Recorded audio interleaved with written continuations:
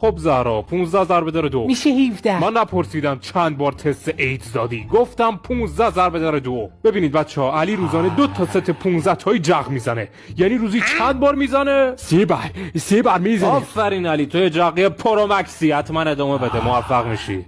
خب محمد امروز چند نفر سر کلاسن؟ 6 آفرین کسخل. حالا اگه علی رو حذف کنیم چی؟ 5. آفرین رضا. حالا زودتر علی رو پرتش کنید بیرون، چون دیگه زیر چشاش گود نیست، داره تبدیل میشه. فکر نکنم انسان باشه. خداحافظ. حالا بگید 100 منهای 50. فکر کنم 25. اوه، مثل اینکه زهرا میخواد بهمون ثابت کنه به جای مغز توی سرش کیره. متوجه شدیم کیر مغز. خب از اونجایی که همتون کس مغزید، میخوایم بازی بغلی بگیر رو با توپ محمد بازی کنیم تا این سوال کسشه رو جواب بدید. حالا بیاید کلی خوش بگذرونیم. شروع کنید. بغلی بگیر چی رو بگیرم؟ کلافه رو؟ ولی این بازی بچه هاست. اون سوراخ صورتی تو ببند امیر، فقط انجامش بده. بغلی بگیر چی رو بگیرم؟ کلافه رو چیکارش کنم؟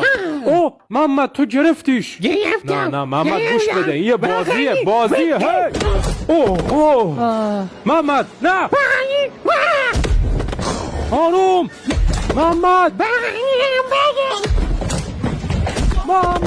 خانوم.